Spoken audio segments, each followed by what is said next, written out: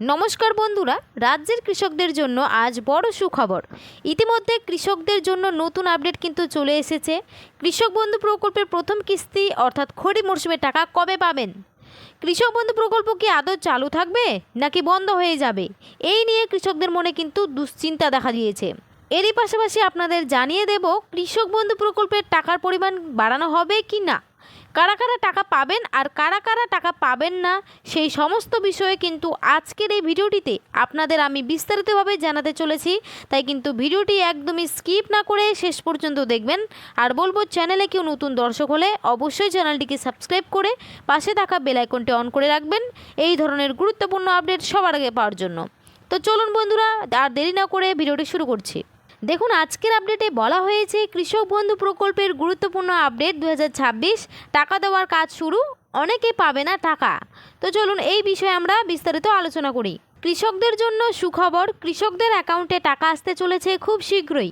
কৃষক বন্ধু এবং ভূমিহীন প্রকল্পের টাকা অ্যাকাউন্টে সরাসরি ঢুকে যাবে।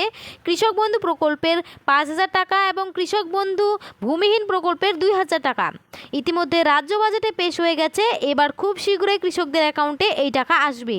বাজেটের পর কৃষকদের জন্য বড় খুশির খবর, এবার থেকে টাকার পরিমাণ বৃদ্ধি। অনেক কৃষক এতদিন চিন্তা করছিল, অবশেষে বাজেটে কৃষকদের টাকার পরিমাণ বাড়ানো হয়েছে।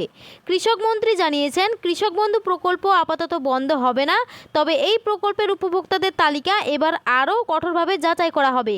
অর্থাৎ যারা প্রকৃত কৃষক শুধুমাত্র তারাই ভবিষ্যতে প্রকল্পের সুবিধা পাবেন। কিন্তু হঠাৎ কেন এই সিদ্ধান্ত?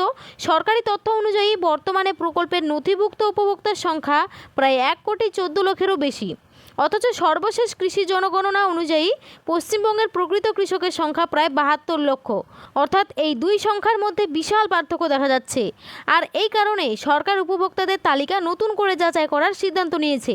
মন্ত্রী জানিয়েছেন তালিকায় কিছু অযোগ্য বা অস্বচ্ছ নাম থাকার সম্ভাবনা রয়েছে, তাই প্রকৃত কৃষকদের চিহ্নিত করে তাদের সরকারি সুবিধা নিশ্চিত করা হবে। তো তারপরে বলেছে, তাহলে কি কৃষক বন্ধুর পরিবর্তে সবাইকে পিএম কিষাণ প্রকল্পে নিয়ে যাওয়া হবে? তো এই বিষয়ে দেখুন, বলেছে সরকারি সূত্রে জানা যাচ্ছে যারা যোগ্য কৃষক এবং এখনও পিএম কিষাণ প্রকল্পের সুবিধা পাচ্ছেন না তাদেরকে কেন্দ্রীয় সরকারের প্রধানমন্ত্রী কিষাণ সম্মান নিধি যোজনার আওতায় আনার চেষ্টা করা হবে। কারণ কৃষক বন্ধু প্রকল্প চালাতে রাজ্য সরকারের বছরে প্রায় 8,000 কোটি টাকারও বেশি খরচ হয়।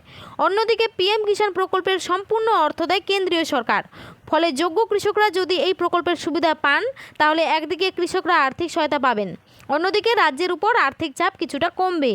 কৃষক বন্ধু প্রকল্পে 1 একর বা তার বেশি জমি থাকলে বছরে 10,000 টাকা পর্যন্ত আর্থিক সহায়তা দেওয়া হয় এবং 1 একরের কম জমি থাকলে ন্যূনতম 4,000 টাকা দেওয়া হয়। অন্যদিকে পিএম কিষাণ প্রকল্পে বছরে 6,000 টাকা দেওয়া হয়। এই টাকা 3টি কিস্তিতে সরাসরি কৃষকদের ব্যাংক অ্যাকাউন্টে পাঠানো হয়। আধার কার্ড, ভোটার কার্ড, ব্যাংকের পাসবই, জমির নথি, মোবাইল নাম্বার এবং ইকেওয়াইসি সম্পূর্ণ থাকা প্রয়োজন হয়।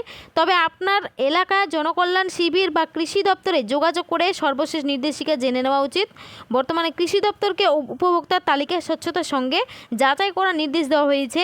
তাই আগামী দিনে কৃষক বন্ধু প্রকল্পের তালিকায় বড় ধরনের পরিবর্তন দেখা যেতে পারে বলে জানা গেছে। গত কয়েকদিন আগে রাজ্যের গুরুত্বপূর্ণ মন্ত্রিসভার বৈঠকের পর মুখ্যমন্ত্রী স্পষ্টভাবে জানিয়েছিলেন যে পূর্ববর্তী সরকারের সামাজিক প্রকল্পগুলি এখনই বন্ধ করা হচ্ছে না। এই ঘোষণার পর কৃষকদের মধ্যে কিছুটা স্বস্তি ফিরে এলেও আর্থিক সহায়তা নিয়ে অনিশ্চয়তা কিন্তু থেকেই গেছে। কারণ প্রতি বছর সাধারণত মে কিংবা জুন মাসের মধ্যেই কৃষক বন্ধুর প্রথম কিস্তির টাকা কৃষকদের ব্যাংক অ্যাকাউন্টে পৌঁছে যেত, কিন্তু চলতি বছরে এখনও পর্যন্ত বহু কৃষকের অ্যাকাউন্টে কোনো আর্থিক দেওয়া হয়নি। ফলে গ্রাম বাংলার বহু কৃষক উন্নত মানের বীজ, সার এবং কীটনাশক উপকরণ কিনতে সমস্যার মুখোমুখি হচ্ছেন। অনেক ক্ষেত্রেই পর্যাপ্ত সার প্রয়োগ করা সম্ভব হচ্ছে না, যার সরাসরি প্রভাব পড়তে পারে ফসলের উৎপাদন এবং গুণগত মানের উপর। এরই মধ্যে রাজ্যের কৃষি দপ্তরের নতুন দায়িত্ব পেয়েছেন কৃষিমন্ত্রী দুধকুমার মণ্ডল।